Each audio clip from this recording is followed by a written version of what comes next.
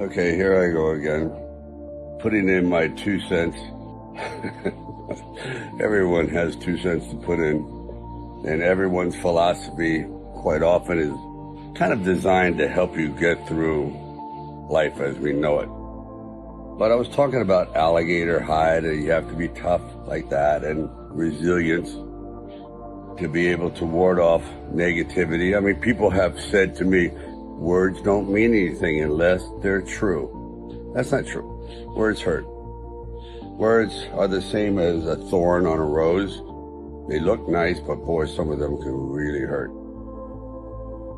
Did anyone ever study an alligator, crocodile, and wonder how they survived so many hundreds of millions of years?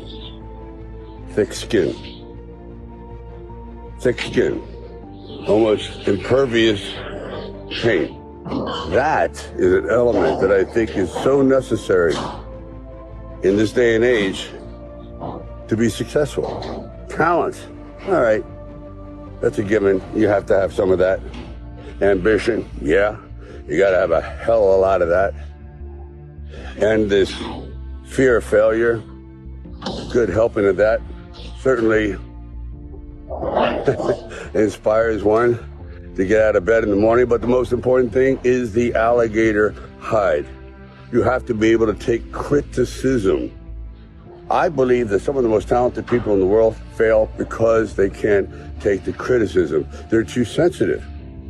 Their artistic part of them just can't withstand the withering intellectual verbal bullets that rip them to shreds. In other words, criticism. Believe me, I was told 1,000 times, well, not 1,000, but a few hundred, you're not cut out for this. You slur, you're this, you're that. We can't fit you into any kind of category. You should really quit. Seriously, but you know what? You should work behind the scenes. And I went, well, yeah, thank you for that. But everything you're saying is bouncing off. It's like bulletproof. And that's what I'm trying to pass on to individuals, that you have to be able to be like a solid tree. We all share certain traits. For example, I don't like to argue. I don't like stress.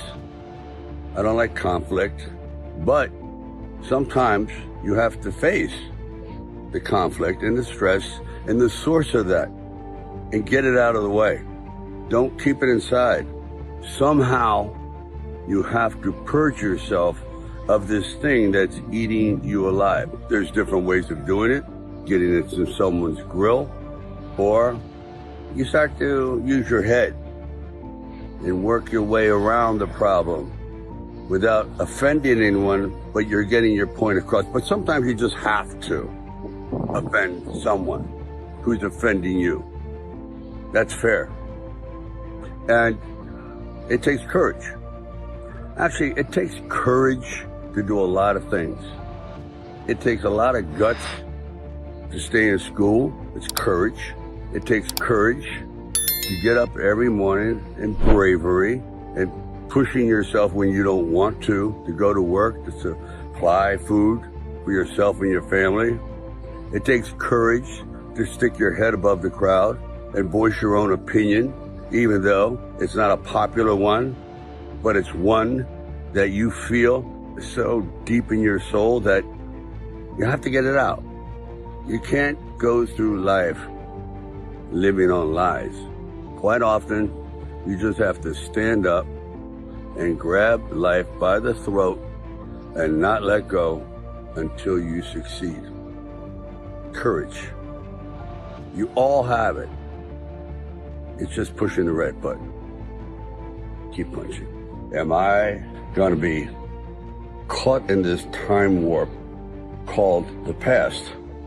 Because quite often, let's face it, your problems are from the past. If you didn't get the attention you wanted in the first 5 years being nurtured, you're going to have a problem for the rest of your life with nurturing and feeling secure. For example, I feel that nurturing and compassion and love and protection at a very early age, meaning when you're an infant, is more of a priority than food. And when you don't get that when you're young, you crave it your whole life. And quite often, it's also an incentive to do something with your life, to fill it up with some sense of accomplishment, or it's a release for anger, whatever it is. Quite often, I have found that the most damaged people have been the most productive. I know it's a horrible thing to say, but people that are missing chunks in their heart, gaps in their soul, because they weren't given the love and attention when they were very young, that can't be compensated for. Those are holes. Those doors are shut. So it's up to you to lay the groundwork for your future, to not do what other people did to you. So it's juggling. So here's to you all, keeping all these objects in the air and knowing that it's never perfect. Life is one big juggling act. It's like, how do you keep all these objects going around, and then when you drop a few, you got to pick it up again? But it's juggling. You juggle happiness with grief.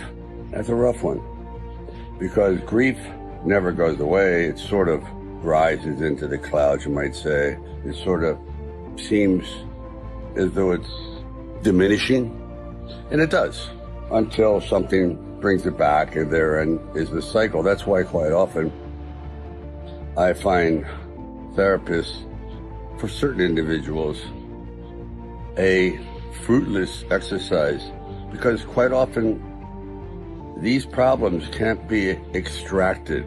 Bad memories can't be pulled out and diminished. They're there. You just have to balance it.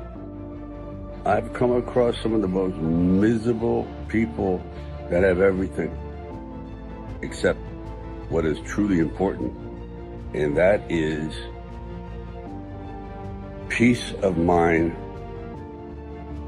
and going forward without fear, fearlessness.